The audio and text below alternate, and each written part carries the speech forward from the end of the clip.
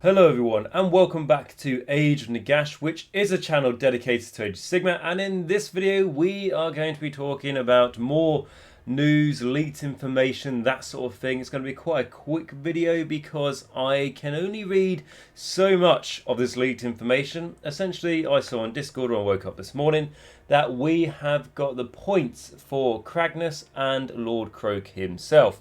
We do have points for other units that are going to be in Broken Realms Kragnos. I presume this is where this page has came from for points. Unfortunately, as it is in a language that is not known to myself, as it is not the English language, I can only read so much into it. And that is why I say we're just going to really be talking about Kragnos' points and Lord Kroak's points. And I think they're sort of the two main ones people are interested.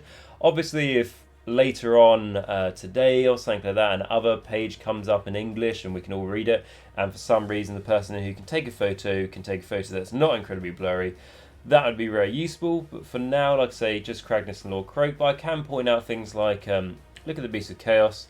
The Beast Lord has gone up 5 points for God knows what reason. The Jabberslave, I believe, has came down 5 points.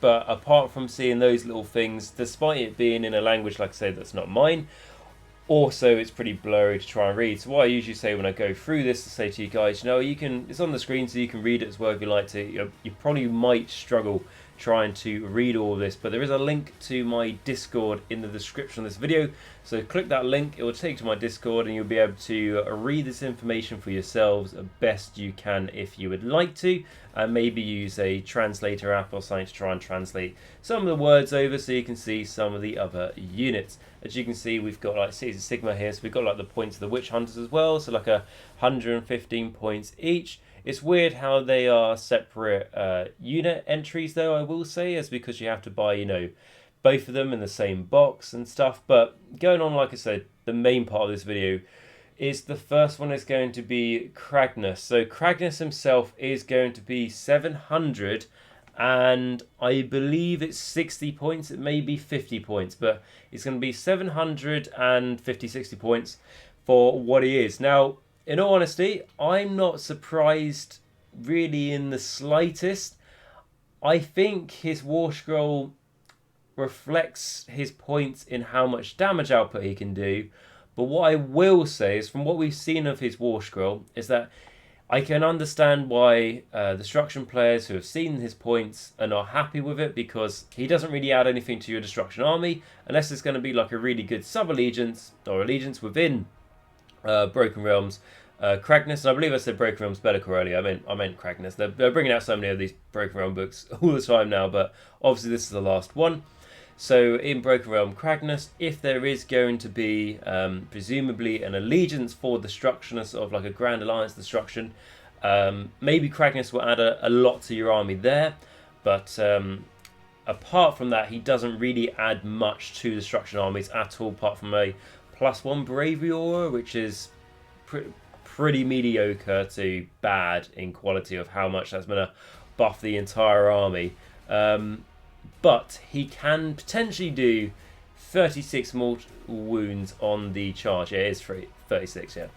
Against a like certain monster, everything else. Not, the most reliable, but he can do certain little damage.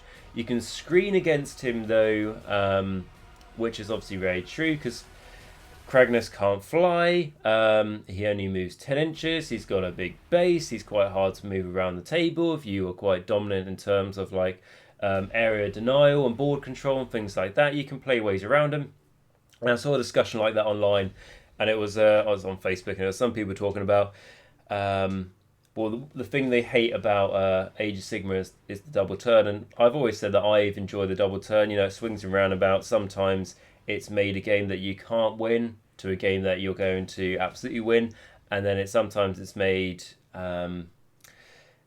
times where you're pretty sure you're going to win, and then the enemy double turns you, and then it all goes south. So you win some, you lose some with it, but I like it. I think it adds in a bit of fun. What people are saying about the double turn is you can't set up proper screens against Kragnos, because if Kragnos gets a double turn on you, then he'll probably be able to punch through your screens and everything to get to where he wants to. And what I will say to that is, well, good. You know, the guy is clearly going to cost us like 760 points roughly. He deserves to be able to have a good time every once in a while, right? Because on those points, it's getting to like nearly 800, and that sort of level. I'm kind of saying like Archaon Nagash when he was 880 is still too many points, but those sort of levels, you kind of, if you're deciding if you want to take that unit, you have to admit that it's practically half your army. I mean, 760 is more like a third of your army, but still. So he's very expensive in points. He's not around the 400 point mark. I thought he would be around the 800 point mark personally, so I'm not surprised at all. I think this does make him not an auto-include in any army straight away. He's definitely a like... how do I say it?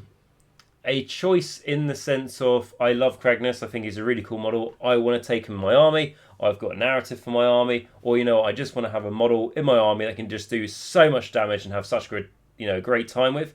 Might not win you your games, but you're more taking him out of the aspect of, you know, enjoyment and fun, rather, you know, the top competitive auto take, auto include into your army for sure. So yeah, those are my thoughts on Kragnos and his points. And then we have got like Gloomspite gets here, but like I said, I just can't read that effectively to tell you everything. But all I can say is like the points we've got is like 140, something at 90, and then 140. So, well, that might be 160. But anyway, nothing like massive. Like the Mangler Squig isn't getting a points change by the looks of things. Just like the smaller sort of unit size in terms of points are being changed, unless it's getting a massive points change, but you know, I doubt that. We got the Slaanesh stuff. I think that might be the voice of Slaanesh, and then if that's the voice of Slaanesh, then that'll be the Talon. So the voice of Slaanesh looks like is 260 points. I don't think we've seen the War Scroll or anything for these yet, so there's only so much I can say about it. And then the Talon of Slaanesh, if that's what that is 280 maybe, that's what that is. And I mean, that's cheaper than Keepers of Secrets, so that's really good value. If they're going to be I thought they were going to be better than the Keepers of Secrets in the sense of like have more abilities. I don't mean like combat prowess, I mean probably maybe worse in combat, but they've got like better like synergy for the army, because Slaanesh doesn't need the synergy. And then they're actually cheaper than Keep Secrets. Like if they, I don't know, if they're like 2-cast wizards and they're like 260 points, and they have lots of cool abilities and everything, it does not seem like a bad price at all. Especially like Kragnos being 760 or 50, whatever it was. So yeah, and then you've got Lord Kroak down here under the Seraphon. So he is going to be 430 points. Now, just in case you're very new to this, or you took a break from Age of Sigmar for a few months, came back, Lord Kroak is getting a new model. So his base size is getting bigger. He won't probably be able to go in a Bell and Vortex anymore. Everything else. So he's taken quite a few nerfs that are kind of like the nerfing for him is a little bit like not as obvious, or sort of like undercover, if you like, in terms of like, oh, he's on a bigger base now. And then it's like, oh, because he's like a bigger model and everything else, he probably won't be able to go on the Bell and Vortex, which obviously massively impacts his design of how people use him. And then he's got, you know, a points increase as well. But he'll have more wounds. He might get even more powerful. I mean, I'll be honest. I mean, I don't think I've ever had a time going against Lord Kroak that I've enjoyed the game, because I just find it a really shitty experience playing Starborn, and I've bitched and moaned and been salty about it before in the channel. So I'm glad he's getting a change. I have no sorrow for Seraphon players, and I have like sorrow for you guys for this being like your only basically new model for a long time. But in terms of rules and stuff, no sorrow at all. Now there's been quite a few like leaked/fake War Scrolls come out for Lord Kroak, or what his new model's going to be, on Facebook and social media, and because I've seen like 3 different variants of his new War Scroll, I just can't look at any of them and go, that's actually genuine leak of his new War Scroll. They all look like they're fake, or they could be true, so that's why I'm not going to review it, because it will just be pointless, and I'd have to do like 3 separate reviews for each one of those fake War Scrolls. There's one that I saw though, which looked like it was part of his instruction manual. You know, if you look at like the back of the pages of the instruction manual, you've got the war scroll for that unit. There was one that of Lord Kroak that made me think that, oh, that might be real. But again, we're not far away from actually being able to see the rules ourselves, so I didn't want to dive straight into like a massive review of that. But 430 points, I think it just seems a bit fairer, because I think he's going to be not as powerful as he was, because like, I mean, like his wounds will go up and everything, but because he's that much more points, you won't be able to include as much of the other cogs in a like Seraphon army that really sort of make the Seraphon as strong as they are, of like, you know, Scheme Priests and all those other like individual characters or units. Because he's more expensive, it's obviously going to affect the rest of the army of what else you can include, so it have like a knock-on effect. So hopefully it'll just make it feel more balanced. I don't think he's too expensive in points. Again, I haven't seen his new war scroll completely, so there's only so much of like a review I can do on this, but I'm just glad he's gone up in points. Basically, I think it was something that should have happened in the winter FAQ, but obviously we knew there was a new model coming, but still, it's 6 months where they could have changed his points and everything. So yeah, it's long overdue, and finally he's going to go up in points, but hopefully he doesn't get incredibly better with those points, and then it's just like kind of feels like back to square one. But hopefully there'll be a knock-on effect with his obviously points going up, meaning you can't include everything else in your army that you used to for the Seraphon. And then with that, I can tell you like there's like little things here and there aren't really worth talking about, because I can tell you like the Skaven battalion is going to be like 130 points. We don't know what it does. Most of the battalions in the Broken Realms books aren't worth taking. But what I can tell you, the other thing I do want to look at that I forgot to mention at the start, is that Alera the Everqueen is now 740 points by the looks of it. So she's gone up in points, which presumably means she's got a new war scroll. And hopefully all of these things that had a points change have maybe got a new war scroll. I mean, that would be great, wouldn't it? Like I was saying, like the Beast Lord, you know, why has he gone up in points? Maybe he's actually became more useful, so that would be great.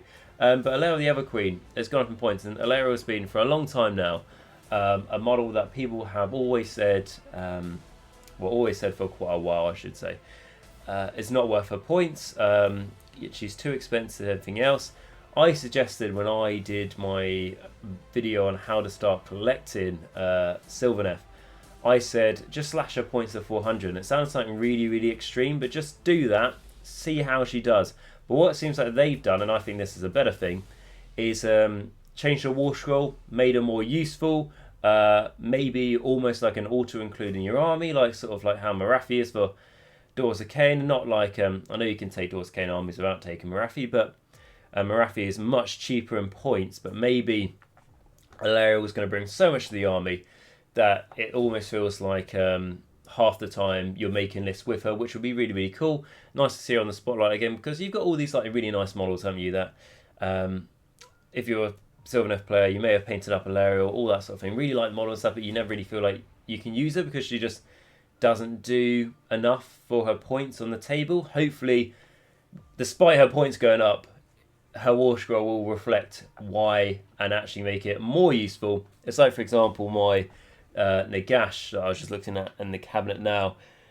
I spent a long time playing my Nagash, and just for ages now, it just hasn't been worth taking unless in like a very specific build in Ostrich Bone Reapers that I don't like. In like Legions of Nagash hasn't been worth taking for ages because it'd be 880 points. And then Soulblight Gravelords, like you can take, but like 900 and it's something like 925 or 950 or 975, around that sort of like 950 point mark. And it's just like, why would I take it? Presuming there's going to be some changes in 3rd edition, but I'm just hoping for the Sylvaneth players here that Alera the Everqueen has actually, they fixed the problem rather than just like, I don't know, maybe making her mediocre a bit better and then upping her points by a huge amount, or like just not changing her war scroll and just upping her points for God knows what reason. So yeah, and that's really it, guys. So like I said, this is going to be a quick video because there's only so much I can say. I haven't seen the new Alarielle the Everqueen war scroll, but it looks like we're going to get one, which is good. She definitely deserves it. We looks like the voice and talents of Slaanesh, the new like Keeper of Secrets looking name character models for He Not Slaanesh. They're pretty cheap, around 260, 280 mark. And Kragnos is 760, 750, I think it's 60 what it says there. Which is, yeah, it's expensive in points, but that guy can do so much damage. He's not going to be the most competitive choice to take in your army. Sorry, basically, it's a situation with that. Lord Kroak has finally gone up in points. Hopefully his War Scroll doesn't get loads better as well, because I think that bastard's too overpowered for my likes. And then we've had a few changes with the Beast of Chaos, and there's been changes with like Gloomspite Gears and stuff as well, but the Beast of Chaos is like ones I could read, like the Beast Lord, the Jabber's Life, whatever that word says. Oh, that's the battalion, isn't it? For 140 points, for whatever it's going to do. There's too much speculation to talk about this for too long, and I've probably talked about this for about 50 minutes now, which I think is more than enough. But what I want to hear from you guys is let me know in the comments your thoughts on what we've seen today with these points. And obviously there's more news that comes out, more leaked information, all that sort of thing. Someone who reads this in their native language and then can translate it to English, and more information comes available to me like that, and to you guys. Put that in the comments down below, so it'd be great to hear that, and let me know what you think about these point changes and what you think they can justify making Alarielle, was it 760 points. What justification do you reckon they've done to their War Scroll if you're a Sylvaneth player to actually make her that point value? That'd be quite cool and interesting to hear as well. But with that, I hope you enjoyed this video. If you did, remember to smash the like button, the subscribe button, and the bell notification. What that means, by liking the video, it shows me that you enjoy the sort of like news, leaked content, sort of information, videos I can make for you guys, or if it's anything about things like the new edition or that sort of thing. It shows me that you guys like this sort of thing, so there's more chance I'm going to make it in the future. And also it helps the channel out because YouTube sees that people are liking the video, and because of that they hopefully try and recommend it to more people. And by subscribing to the channel, it means that's the biggest way the channel actually grows, and it's absolutely amazing. So if you could do that, that'd be great. And by smashing the bell notification, it means that you'll never miss a future one of my videos, especially how I will be doing a Soulblight Gravelords like review and stuff coming up, and also all the news that's going to be coming out with Age of Sigmar 3rd edition. We've got that Dominion box set that they're going to showcase tomorrow, I believe, on the preview, and because of that I will be doing my preview review that I usually do straight after those Warhammer community previews, so make sure you join the channel back for that, and by pressing the bell notification means you won't miss it when it goes live. And yeah, just those 3 buttons, guys, really absolutely massively help out the channel, and the best thing is absolutely free to do so. I know a lot of you guys have been pressing those when I've been asking lately, so that's amazing, doesn't go undervalued. But if you haven't done it, if you could, that would be great. If you want to share this video with someone you think who will enjoy it, make sure you do. And the last thing I want to do as well is say a massive shout out to my patrons and YouTube members, who because of these people I am able to create content for you guys to try and help you with Warhammer and try to help you get into Age of Sigmar and continue your Age of Sigmar journey. And if you would like to become one of these amazing people, click the join button next to the subscribe button. It will allow you to become a member here on Age of Nagash, where you can give anything from just £1 a month, goes straight towards the channel, helps keep me going. And there is a link to my Patreon on the top of the description down below, where you click that link, it will take you to my Patreon, and you give anything from just $1 a month, and it goes straight towards helping out the channel. Massively helps. Like I always say, the amount of effort, time, money, resources you put into YouTube, definitely, it's not profitable or anything like that, but these people, because they support me on such a personal level, shows me that it's actually worth the time and I can justify everything I put into the channel. So these people give me the reason to do it, essentially. So my biggest supporter is going to be my Vampire Lord on Zombie Dragon, who is going to be Filq. So thank you so much for your continued support, mate. I know you've been supporting as a Vampire Lord on Zombie Dragon for a while now, and you were a Morgast before that, so I really do appreciate that. Especially at that tier, it really does help massively. And then my Morgast, who is going to be Bleed Red, who's been a Morgast for a long time now, so thank you for your continued support. And then to all my vampires, who a lot of them have been supporting for quite a long time, some of them being quite new, so thank you for doing this in the long haul and also deciding to do it recently. Massively helps. So it's going to be Mir, Martin S, Rouse321, David A, Ronni H, Darren L, SpareBear, Christopher H, Northdrop, Nathan F, Andrew G, and Stence. Thank you all so much for that. And then my Necromancers, who is Jacq.l, RadiationRiley, AW77, Dice Sagas, WolfNick, Michal W, Cranky Wombat, Madcap, Christopher C, Krista F, James S, Thomas B, Steve T, James T, Patrick F, JJ, and R. Christopher. Thank you all so much for your continued support. It really does help out the channel. And if anyone would like to become one of these amazing people, like I say, click the join button, or there's a link to my Patreon in the description of this video. And also just to mention, in case you guys joined halfway through on the premiere or something, and you're wondering where do I get this information, it's on social media, but you can click the link to join my Discord in the description of this video, where you'll be able to find this information under the spoiler section for Warhammer. Under that chat, you'll be able to find all the information that I've managed to get here, just in case you want to read it for yourselves. Well, that, guys, like I say, if you can't support me in this way, just like, subscribe, bell notification, smash those buttons. Really would mean the world to me. But more than anything else, I'm just glad that you came and checked out this video today. Hope you enjoyed it, and remember, until next time, to stay safe, stay hygienic, wear a mask, for God's sake, wash your hands. So by the time you can play with any of these models in Broken Realms Kragnos, hopefully you'll be able to actually play them on the tabletop. And remember, though, more importantly than any of that, is remember until next time, that Nagash is all, and all is one in Nagash.